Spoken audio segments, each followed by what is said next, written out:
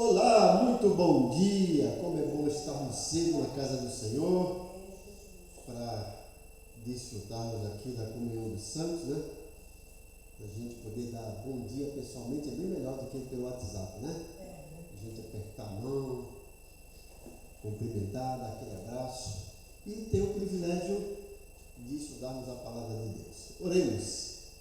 Querido Deus, nós somos gratos por essa manhã, por esse domingo, início da semana, poder estar aqui no teu recinto, no teu templo, para desfrutarmos da comunhão dos santos e dedicarmos um tempo para o aprendizado da tua palavra.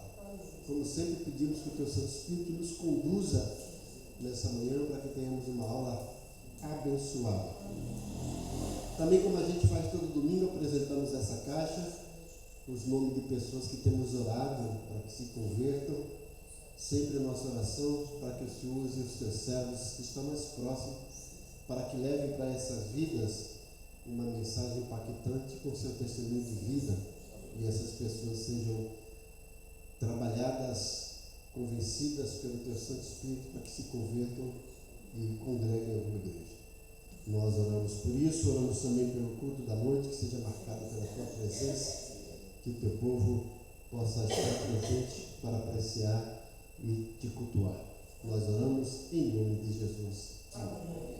A nossa apostila, página 72.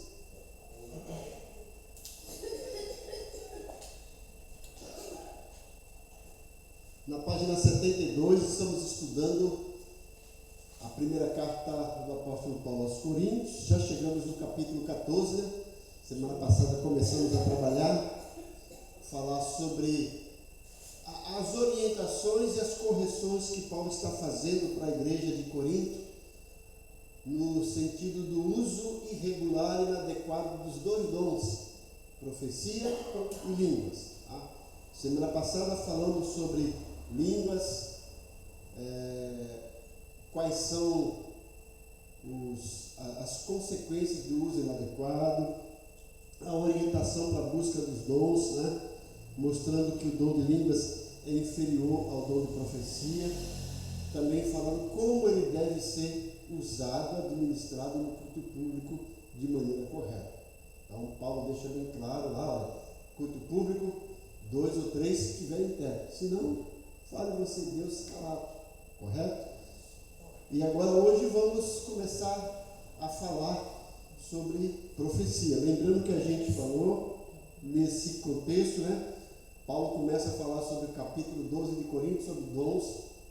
Depois parece que ele muda de assunto falando sobre igreja, mas não é. A ideia de Paulo é que os dons espirituais é para a edificação da igreja e para serem usados no contexto de igreja. Depois Paulo fala sobre o amor, mostrando que os dons precisam estar alicerçados e serem usados no amor. E agora ele volta a falar sobre dons, mas especificamente línguas e profecias, que são os dois dons que ainda dão mais problema nas igrejas. Já davam na igreja de Coríntios, continua dando hoje. E Paulo começa o capítulo 12, termina o capítulo 12 dizendo, procurai com zelo os melhores dons. E aí no capítulo 14, procurai com zelo os melhores dons, mas principalmente de profetizar. E aí ele começa a nos orientar sobre isso. Na nossa página 72, lá no finalzinho, o dom da profecia e sua atuação, né? Lembrando que a semana passada a gente trabalhou especificamente do dom de língua, a sua atuação, exatamente também a orientação a respeito deles, né? O alvo, a direção, certo? Agora vamos trabalhar com o dom da profecia. O dom da profecia, no finalzinho da página 72, sua atuação. Primeiro, a direção do dom de profecia fala aos homens, enquanto o dom de língua você está falando a Deus, profecia você está falando aos homens. Então a ideia é o seguinte: dom de línguas, o homem falando a Deus, o dom de profecias, Deus falando ao homem, mas sempre o mesmo veículo é o servo de Deus. Versículo 3 de 1 Coríntios 14, lê para a gente, irmã Edna. Mas o que profetiza fala aos homens para edificação, exortando e consolação. Olha que coisa interessante, gente. se a gente prestar atenção nesse versículo, o que profetiza fala para as pessoas, homens. E ainda diz, edificando, exortando e consolando. Então a profecia aqui, à luz desse texto, tem 3 finalidades: exortar, não é isso? Edificar e consolar. Se não for para isso, gente, não é para ser usado. E se não for isso, não é o verdadeiro dom da profecia. Porque tem gente que acha que profetizar é descer o cajado, é cacetada, né? O camarada gosta de bater, né? Não, mas a Bíblia fala exortar, ele acha que exortar é dar cajadada, né? A gente até brinca que tem pastor que apacenta e tem pastor que o pau senta. Mas não é isso. A palavra exortar aqui no original é da ideia de você consolar, você confortar, se colocar ao lado de alguém no sentido de ajudar. Virando a página, o conteúdo da profecia. Vimos a direção, fala aos homens. O conteúdo, edificação, exortação, consolo, revelação e ciência. A Edna já leu o versículo 3, a nossa Miss Estado vai no versículo 6 do capítulo 14 de Coríntios. Versículo 6.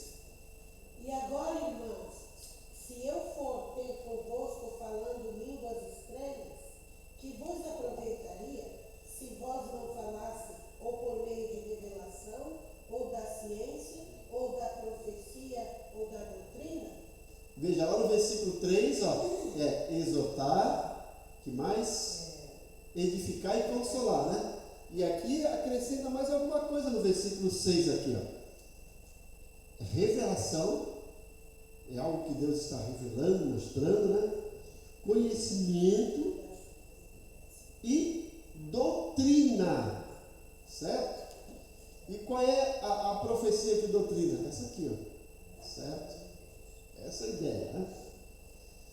O alvo do dom da profecia, edificação da igreja. Versículo 4, lê para a gente, Diácono João.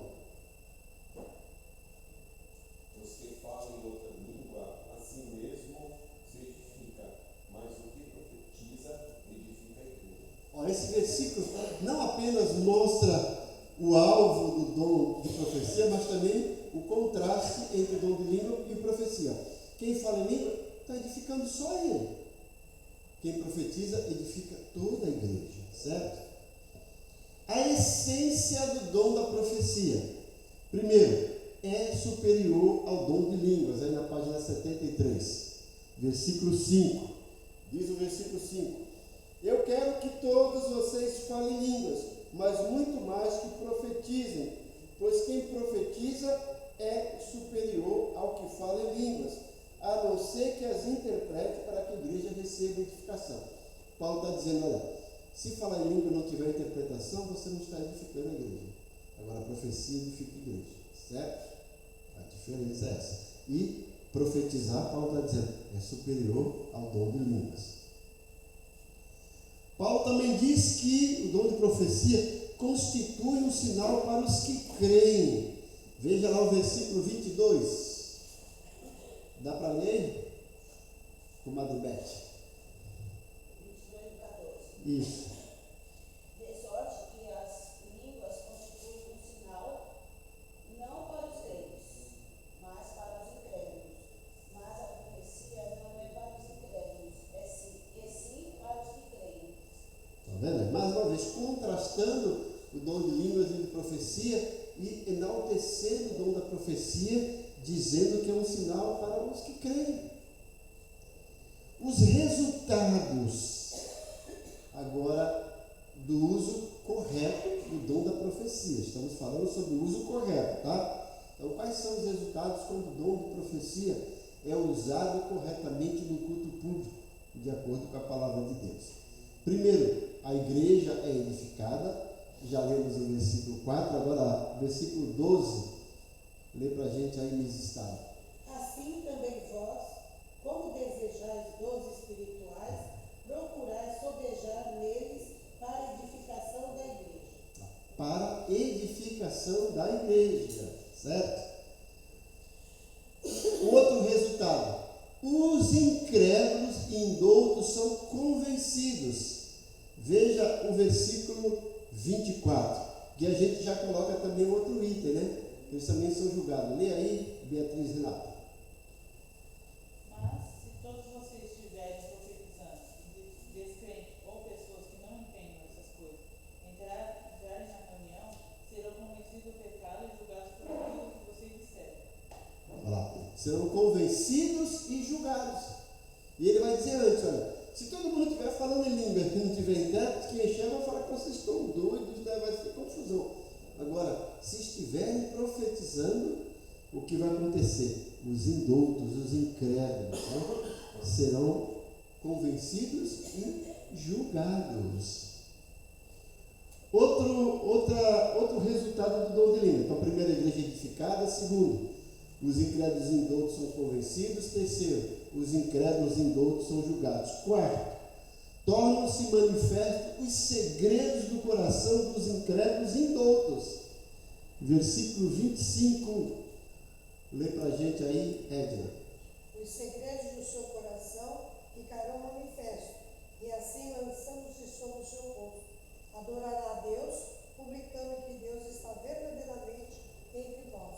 Lembra que a gente viu aqui que um dos resultados aqui, o conteúdo do dom de profecia é edificação, exortação, consolo, revelação e ciência. Então, no dom da profecia também, segredos do coração são revelados. E isso vem de Deus, o ser humano não consegue. Agora, Deus, olha, vê, né, passa para aquela pessoa que ele está usando como profeta e ele administra para a igreja no sentido de edificar a igreja. Não é, mais uma vez, para envergonhar aquele irmão. Tá? Aquela pessoa, está fazendo errado. Não é assim. Eu tenho um dom. Você pode ter, mas está usando de maneira errada. Então você não está edificando a igreja, está causando confusão. Você não está usando ele com amor. Em vez de edificar a vida do irmão da igreja, você está prejudicando a vida daquele irmão, está prejudicando a comunhão da igreja. Certo? Se não for para usar com amor e dentro desse contexto, não use. Certo? Ok? Continuando. Lembra, gente, os dons espirituais são ferramentas que Deus nos dá para usar para a edificação da igreja. Imagine você que vai lá consertar um carro. A chave de fenda é para quê? Qual é a função da chave de fenda? Parafusar, apertar, desapertar parafuso, né? Agora você vai pegar a chave de fenda para usar como um martelo, não vai fazer direito, vai quebrar o carro, vai fazer outras coisas. Não é para aquilo, certo? Então, use de maneira correta. Da mesma forma, o martelo não vai apertar parafuso e soltar parafuso, né? Certo? Bom, então aí, igreja edificada, incrédulos e indoutos são convencidos, incrédulos e indoutos são julgados, tornam-se manifestos os corações dos indoutos e incrédulos, os incrédulos e indoutos adorarão a Deus. Eles vão adorar a Deus, não vão ficar melindrados, não vão reclamar, não vão murmurar, vão adorar a Deus. Coisa bonita, né? E ainda, os incrédulos e indoutos testemunharão que Deus está presente. Veja, Deus usando lá algo e ninguém conhece. Puxa, Deus realmente falou, Deus estava presente. Isso foi coisa de Deus, né? Diferente desses que eu falo que não são profetas, não, pseudos profetas que não administram profecias, mas que dão profetadas. Deus está falando, Deus está me mostrando que ele vai te abençoar. Não precisa dizer isso, está na Bíblia, Deus quer nos abençoar. Olha, você é uma pessoa que Deus ama. Já está escrito aqui, não precisa disso. Então, às vezes as pessoas usam isso para trabalhar na mente das pessoas, para trabalhar na emoção. E se nós somos as pessoas mais esclarecidas, isso aqui eu estou cansado de saber. Não precisa levantar alguém para dizer, né?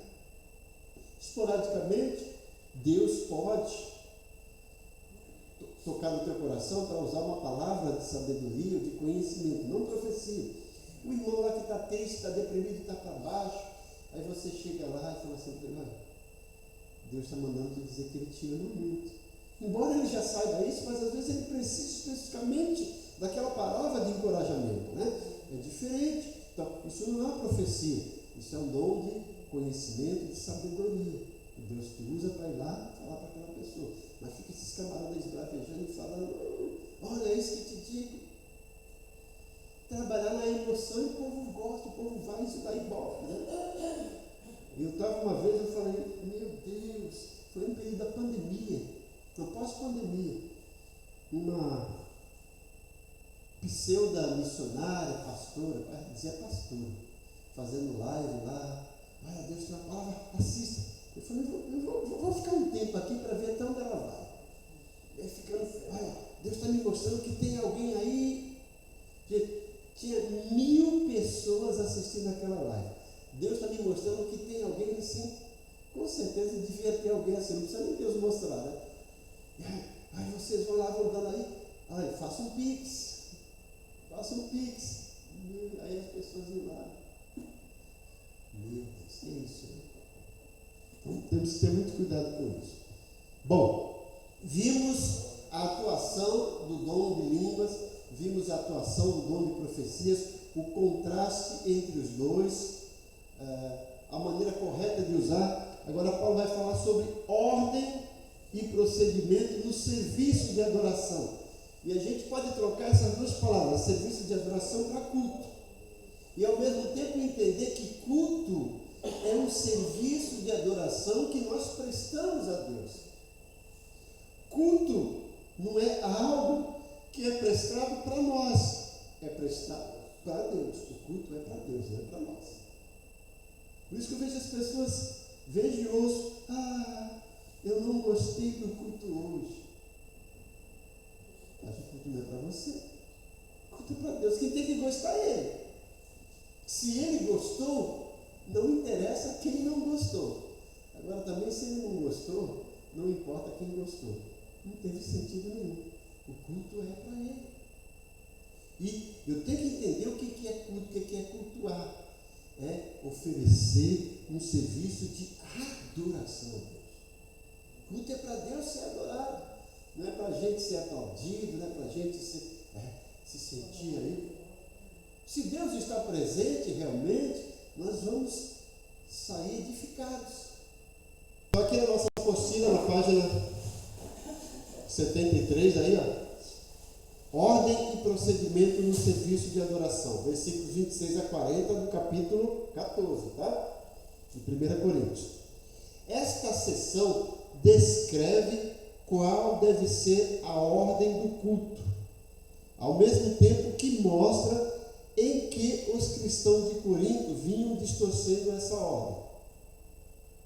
Então lá, no versículo 26, Paulo coloca as regras para o culto. Vamos lá, versículo 26. Lê para a gente, Beatriz Renata. Pois bem, irmãos, o que fazer então? Quando vocês se reunirem, um cantará, o outro ensinará, o outro revelará, um falará em língua e o outro interpretará o que for dito. Tudo que for feito, porém, deverá fortalecer a todos. Então, como é que deve ser o culto aí? Paulo está dizendo que o culto deve ser um culto variado. Existem vários elementos do culto. E Paulo está dizendo aqui, ó, o que fazer, irmão? Quando vocês se reúnem, veja, reunião, culto público. Um tem salmo, louvor, né? Porque salmos eram cânticos. O outro tem um ensino. O outro tem uma revelação. E aquele que fala em línguas. E ainda outro faz a interpretação. Veja, Paulo está dizendo no culto, ó. Ele coloca louvor, certo? Ensino, revelação, palavra de conhecimento. Aquele que fala em língua, mas outro tem a interpretação. Paulo está falando que fala em língua sem interpretação, não. E aí, né, sintetiza que tudo seja feito para edificação. Porque se você tem um louvor, mas não é para edificação. Vou contar uma história para vocês, verídica. Né, para vocês verem como é que é o ser humano. Uma irmãzinha chegou antes do culto: pastor, eu quero cantar um louvor para o Senhor. O senhor me dá a oportunidade? Pastor, tudo bem. Só que no decorrer do culto, muita coisa o pastor esqueceu. No final do culto, a irmã chegou lá assim, parecendo um dragão, querendo cuspir fogo. Pastor, o que foi, irmã? O Senhor esqueceu de mim. Eu pedi para cantar um hino, um louvor para o Senhor esqueceu. Irmã, perdão, esqueci, mas pode cantar. Mas agora já acabou o culto. Irmã, mas o louvor não era para o Senhor? Ele ainda está aqui, canta que ele vai ouvir. O louvor era para o Senhor mesmo? Às vezes ela queria. Então, Paulo está dizendo, se não for para edificação, não. O objetivo é a edificação. As pessoas querem cantar para aparecer. Não é isso. Para o Senhor, certo? A pessoa quer ensinar para parecer que conhece. É para o Senhor, é para edificação. A pessoa quer trazer uma revelação para aparecer. É para edificação. Senão, esquece. Tá? Então, o culto deve ser um culto variado. O culto deve ser um culto com a manifestação da variedade dos dons. Veja que Paulo coloca aqui, dom de ensino, que é de mestre, né? Dom de revelação, que é palavra de conhecimento, dom de língua com interpretação. Veja, variedade, né? E ainda deve ser um culto onde tudo contribui para a edificação.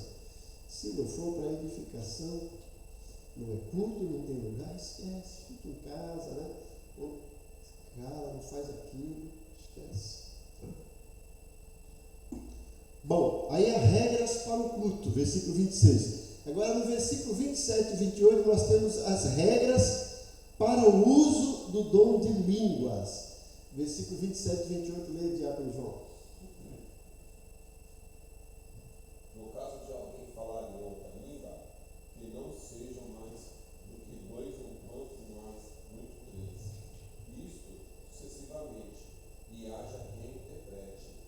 Mas não havendo um intérprete, fique calado com a igreja, falando consigo mesmo e com Deus. Olha, mais uma vez, gente, Paulo está dizendo como é que deve ser um culto equilibrado, um culto correto.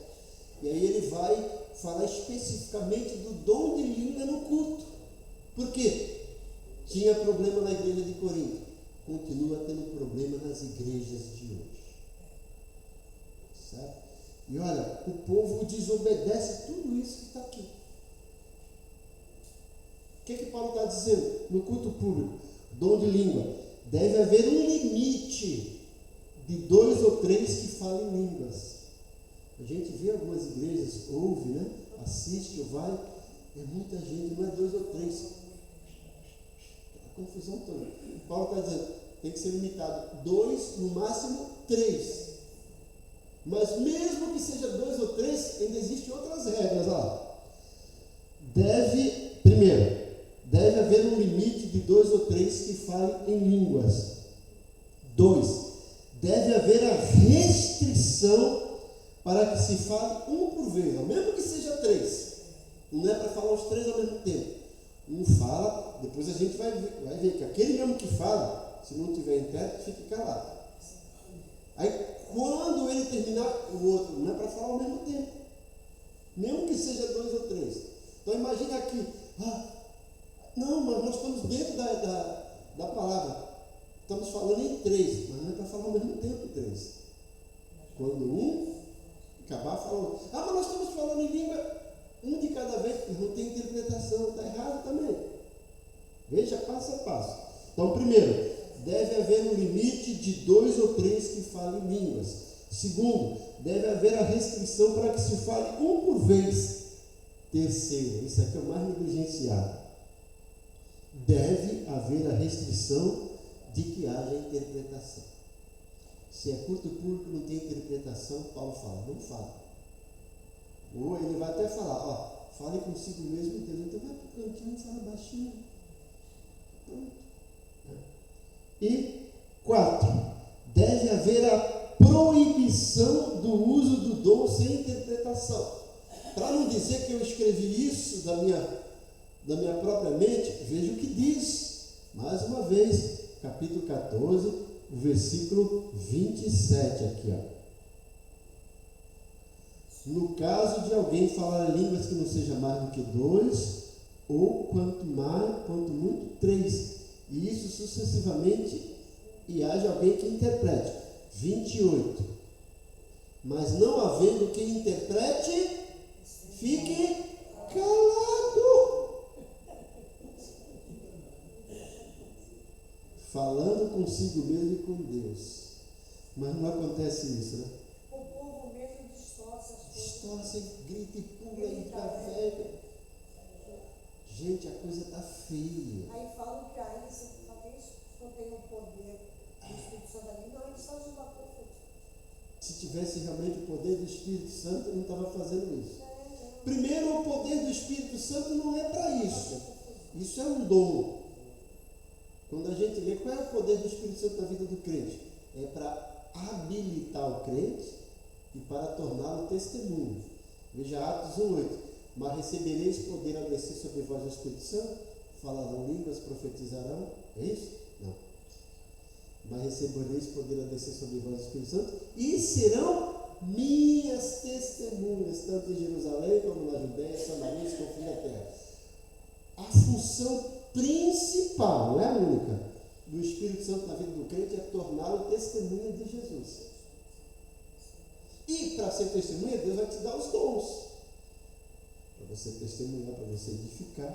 Os dons são as ferramentas que Deus te dá para usar corretamente o poder que Ele te deu do Espírito Santo. Certo? Então, às vezes, as pessoas confundem a função com as ferramentas. Veja bem, João é mecânico, né? E ele vai fazer um serviço, ele precisa das ferramentas, né? Mas quem é o profissional? As ferramentas sozinha não vai lá, não vai consertar lá o motor, uma caixa de câmbio, uma reversão lá, né? Não. Precisa dele. Agora também ele sozinho, com a mão sem ferramenta, não precisa de ferramentas. Então o Espírito Santo te dá, capacita para ser testemunho e te dá os dons que são as ferramentas para você usar. E tem que ser usado de maneira correta, certo? Então, está dizendo, não havendo interpretação, é proibido o dom de língua no culto público. Vou dar uma pausa para a gente entregar balinhas para vocês contribuírem com a oferta. Você que está nos ouvindo, se quiser abençoar o nosso ministério, você pode contribuir de maneira voluntária, né? Através de transferência, depósito bancário. Nossa igreja tem conta no Banco Bradesco, agência 0045, conta corrente 92764, é isso, Bia? Deu um branco aqui.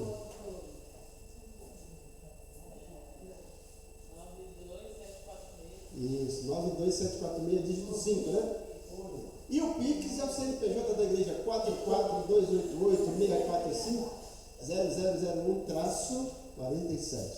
Não esqueça de mandar o comprovante para a gente passar para o tesoureiro, para a contadora, para prestar contas, tá?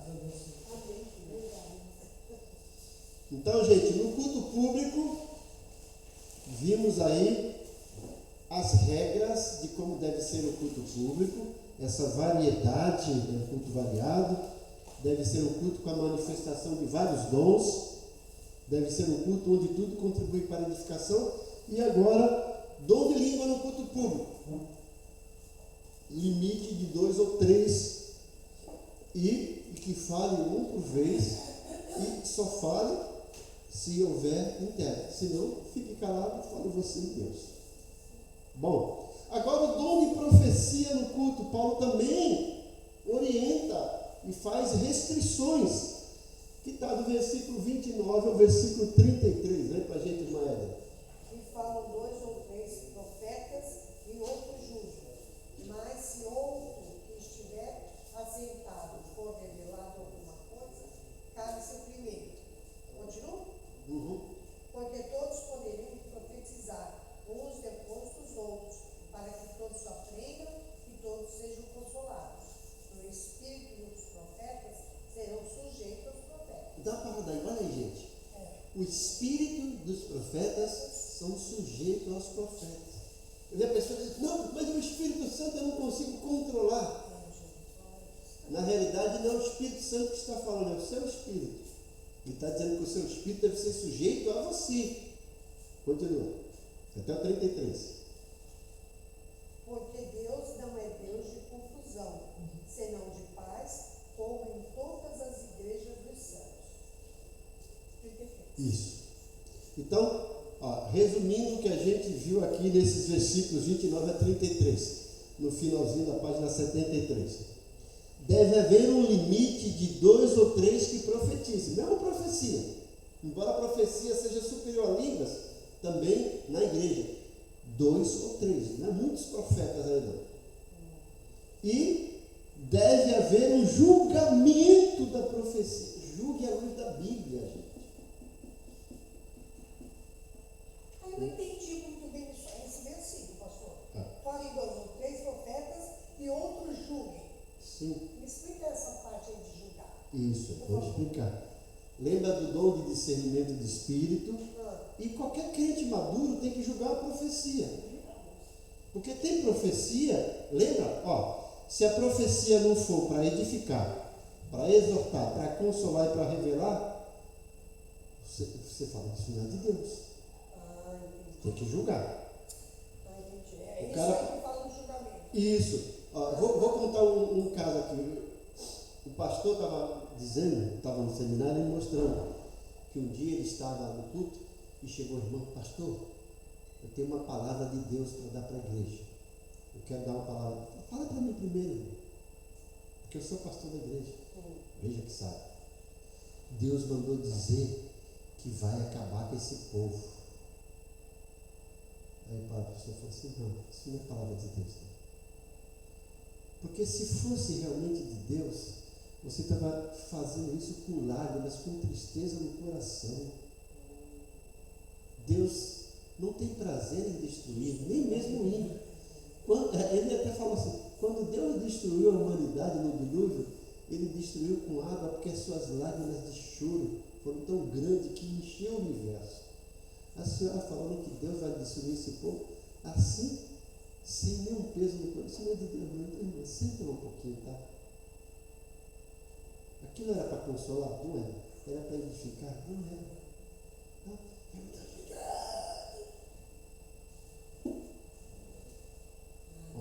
Não é para edificação, não é para exortação, não é para consolo, não é para edificação, para crescimento. Por isso Paulo está dizendo, fale 2 ou 3 sucessivamente e haja alguém que julgue, fique lá. Por isso que eu falei, gente, eu oro para que a gente tenha discernimento do Espírito. Porque às vezes a pessoa está falando na carne, às vezes é o diabo. O diabo fala. Fui numa vigília uma vez e eu tinha casado recentemente com a minha esposa. Levantou uma pessoa que eu sabia que não era nem crente. E aí supostamente profetizando, olha aí, está vendo essa daí falando assim para mim, se ajoelha aqui na minha presença. Não era uma igreja minha, gente. Eu peguei e sentei. Eu estava em pé falando. Começou, eu não me ajoelhei, eu sentei. Deus não ia me humilhar na frente de todo mundo. E está vendo aquela ali mostrando, eu vou acabar com ela. Não é minha igreja. Tinha um irmão lá que se levantou. Está repreendida em nome de Jesus. O irmão caiu endemoniado. Aquilo era a profecia de Deus? Não era. Julgar tem que ter inteligência. Às vezes as pessoas ficam, fala Deus. E eu ainda escutei lá, gente, a mulher não era nem crente. Tudo bem, Deus pode usar, pode usar até uma mula, né?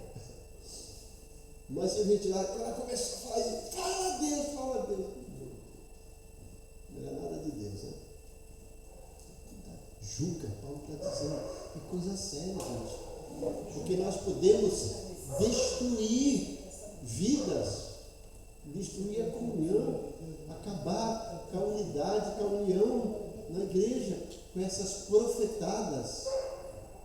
Eu falo que são revelamentos e profetadas, não são revelações e profecias. profetadas. Está cheio. Está cheio, está cheio. Bom, mudando para a página 74. Deve haver a restrição para que se profetize um por vez, ó. Mesmo que seja 3, é um por vez, não é 3 ao mesmo tempo.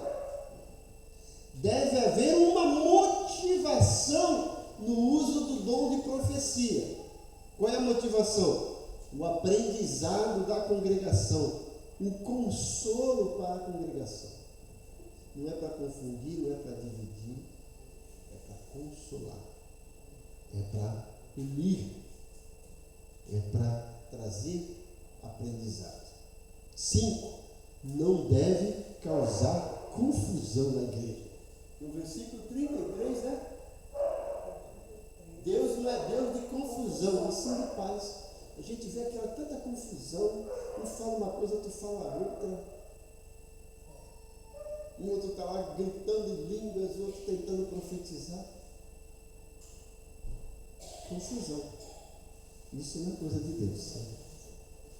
E agora Paulo vai mostrar, pegou, né? Mulheres na igreja. 1, 2, 3, 4, 5. Vamos ficar quietos, nós somos a minoria, né, gente? Vamos ficar quietos, nós somos a minoria aqui, né? Nós estamos em 4, nós estamos em 5 aqui, né? Vai aqui, tem 6, né? Tem a Beth ali, né? Mas, por que Paulo está dando essa orientação, gente? Primeiro, presta atenção para orientar aqui. Naquele contexto da época de Paulo, as mulheres não tinham a liberdade que nós temos hoje. A gente até reclama desses lugares aí, né, que trata a mulher como escrava. Mas, para ter uma ideia, gente, um dos piores povos que tratava as mulheres eram os gregos, sabiam? As pessoas pensam dos orientais. Chico Buarque de Holanda escreveu uma música, As Mulheres de Atenas. Atenas é a capital da Grécia. E ele retrata nessa música, peguem a letra, o que realmente as mulheres atenienses, as mulheres gregas sofriam. Ele diz, mirem-se no exemplo daquelas mulheres de Atenas. Tem uma parte que ele fala assim, as gestantes abandonadas não fazem cenas. Por quê? O homem grego, mesmo casado, o prazer dele era sair à noite para ir discutir filosofia ou assistir ópera. Só que eles levavam uma prostituta paga. E as mulheres deles sabiam. E muitos deles deixavam as mulheres grávidas lá à beira de dar luz. Saíam, bebiam, saíam com prostituta e voltavam para casa como se nada estava acontecendo. E a mulher ia lá. Ô, meu marido, precisa de alguma coisa? Gestantes abandonadas, porque eram abandonadas. Então a mulher, naquela época, não tinha a liberdade que tem hoje. Graças a Jesus, a mulher teve essa liberdade. Agora, o que estava acontecendo? No culto público, a mulher não ficava junto com os homens, não que fossem casados. Nós temos igrejas aqui, no Brasil, que acontece parecido, não é igual, mas parecido.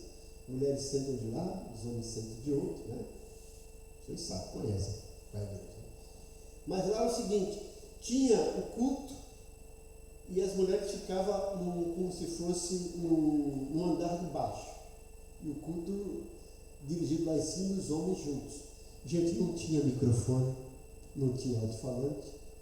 Eles ficavam lá, ensinando, falando aquela coisa, e as mulheres ficavam lá, não entendiam, ficavam tagarelando. É isso que o Paulo fala, não quero que a mulher fale.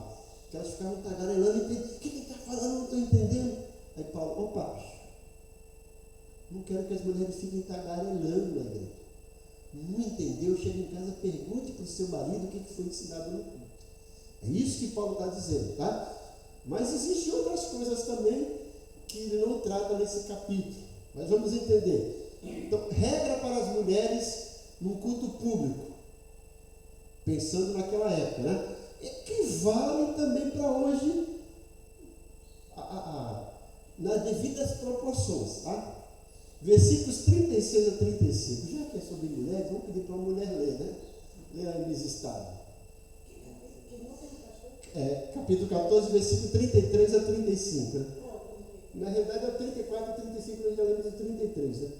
As mulheres estejam caladas nas igrejas, porque lhes não é permitido falar, mas estejam sujeitas, como também ordena a lei. E se querem aprender alguma coisa, interroguem em casa os seus próprios maridos, porque é indecente que as mulheres falem na igreja. Isso, Paulo não está dizendo que é pecado, está dizendo que é indecente. A mulher naquela época não tinha nem a liberdade de pegar a tribuna e falar, certo? Não tinha. Mas Paulo está dizendo essa questão de elas ficarem lá tagarelando, né? Às vezes a gente precisa perceber isso, não só mulheres, até homem, né? Está decorrendo o culto aqui, às vezes você fica lá, atrapalha a conversa. É o que estava acontecendo. Mas Paulo dá essas regras aqui. O mandamento para as mulheres: devem permanecer caladas na igreja. Calada não quer dizer que ela não podia dar glória a Deus, essas coisas, é para não ficar tagarelando, conversando, tricotando, né? Devem ser submissas. Submissa à liderança, submissa ao seu marido. Submissão não significa a gente ser capaz, tá? Presta atenção na palavra. Sub é de baixo. Missão é uma missão. A mulher precisa estar debaixo da missão dela. E qual é a missão dela? A gente pode ir lá para Gênesis 1. Ser ajudadora do seu esposo, ser companheira idônea, ser mãe dos filhos, né? É ser esposa e ser mãe. Tudo isso. É a missão principal da mulher. 3. Deve aprender no lar com seus maridos, para não ficar lá atrapalhando o culto. Não entendeu? Chega em casa e pergunta para o marido. E aí, vamos ler essa parte aqui. Aqui se faz necessária uma explicação. Já vimos no capítulo 11 que as mulheres tinham permissão de orar e profetizar, contanto que tivesse a cabeça coberta com um véu em sinal de submissão aos seus maridos. Aqui a proibição devia excluir esses casos em que o Espírito revelasse alguma coisa, alguma mensagem à Assembleia por meio de uma mulher. O que aqui se proíbe é todo outro tipo de falar, isto é, como uma pessoa mestra, ensinadora. Recordando a condição da mulher naquele tempo, quando não recebia instrução e não estava acostumada a andar livremente na sociedade com homens que não fossem de sua família. Não parece tão estranho essa conformação com os costumes daquela época. Gente, você tem uma ideia daquela época? Homem saiu com a sua esposa, né? Eu fico vendo aqui bonitinho, né? Vem o Carlinhos com a Édia de mão dada, vem a Márcia com o Bonifácio. Naquela época, se fosse assim, Carlinhos está vindo com a Édia, ele encontrou com o irmão João. Naquela época, ele daria o braço para o irmão João, começava conversando e deixava ele lá para trás. É o que acontecia naquela época. Certo? Então, temos que entender esse contexto. Muito Cristo tinha feito em favor das mulheres em pouco tempo e tinha semeado a semente que resultaria na emancipação de hoje. Mas é muito fácil imaginar que as irmãs nas assembleias, ao sentirem uma liberdade a qual não estavam acostumadas, fizessem perguntas em voz alta, interrogando sobre algo que fora dito pelo orador. Deixar isso sem freios poderia desorganizar o culto.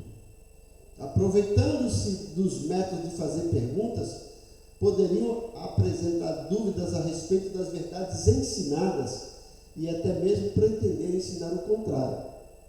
Paulo não queria que as irmãs ficassem ignorantes das coisas espirituais, mas exigia que guardassem suas perguntas até chegar em casa. Essas regras eram iguais para todas as igrejas.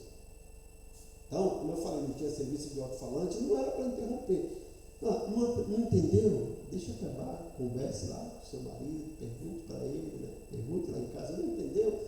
Depois procure lá o líder daquela igreja e pergunte para ele, não no culto público, para não atrapalhar o andamento. É isso que Paulo está mostrando. Argumentos em favor desse mandamento. A proibição da época, a determinação da lei. Paulo está dizendo, não, isso já vem da lei e é um costume aqui, então vamos obedecer. E vergonha pública, isso era vergonha. Uma mulher querer lá tomar uso e tomar as rédeas ali do culto, certo? Bom, no versículo 36 a 40, nós temos aqui regras gerais e resumo do ensino de Paulo. Lê para a gente aí, Beatriz Renata, versículo 36 a 40. Vocês pensam que a palavra de Deus se originou entre vocês? Acaso são os únicos aos quais ela foi entregue? Se alguém afirma ser profeta ou se considera espiritual, será o primeiro a reconhecer o que lhes digo. Se alguém afirma ser profeta ou se considera espiritual, será o primeiro a reconhecer que os que lhes digo é uma ordem. Se alguém ignorar esse fato, ele mesmo será ignorado. Portanto, meus irmãos, anseiem profetizar e não proíbam o falar em línguas, mas cuidem para que tudo seja feito com decência e honra. Paulo está dizendo, olha, não fica aí dizendo, não quero saber o que Paulo está dizendo, porque eu sou profeta de Deus. Deus me revelou. Às vezes a pessoa, não, foi o Espírito Santo que falou comigo. Se o Espírito Santo falou com você, se você tem o Espírito Santo jamais vai desrespeitar o líder que ele constituiu. Paulo fala em Atos 20, 28 que os pastores são constituídos pelo Espírito Santo. Agora imagina o Espírito Santo colocou um pastor aqui, aí colocou outro lá e falou assim, vai lá e desobedece ele, envergonha em público. Eu sou profeta de Deus. Paulo está dizendo, se você é profeta de Deus, vai entender a coisa correta, né? Bom, então ele dá aqui os resumos gerais e o resumo do ensino dele, página 75. No final desse bloco, Paulo condena algumas atitudes tomadas pela congregação de Corinto. Basicamente, ele chama a atenção para o orgulho daqueles cristãos em achar que eram superiores. Talvez pelo fato de haver abundância de dons espirituais na congregação. Paulo bate de frente, aponta seus erros, como vemos a seguir. Primeiro, refutação contra a presunção dos coríntios, contra a pretensão de originalidade. Dizendo, nós somos os tais. Só a nossa igreja tem isso. Contra a pretensão de exclusividade, contra a pretensão de espiritualidade. E superestimar a autoridade, nós somos os profetas. Em subestimar a autoridade apostólica de Paulo e ignorar ou negligenciar o ensino de Paulo, que era mandamento do Senhor. Paulo está dizendo, o dom do ensino é superior, gente. Não pode o cara bater no peito, eu sou profeta. Ele fala aqui no versículo 36 e 37, olha que coisa. Pois acaso a palavra de Deus se originou no meio de vocês, ou seja, é só da igreja de vocês que vem revelação, que vem palavra? Será que ela veio só para vocês, não veio para os outros, não? Aí ele fala, se alguém realmente se considera profeta ou espiritual, reconheça que é mandamento do Senhor o que estou escrevendo para vocês. Então Paulo está dizendo, olha, se isso aqui é mandamento de Deus, não interessa se você é profeta, se você tem dom de língua, o importante é que a palavra está acima de tudo isso. Tá? Resumo do ensino do Paulo, versículo 39 e 40. No tocante à busca zelosa do dom de profecia, versículo 39. Portanto, meus irmãos, procurem com zelo o dom de profetizar. É para procurar, né? Mas com zelo.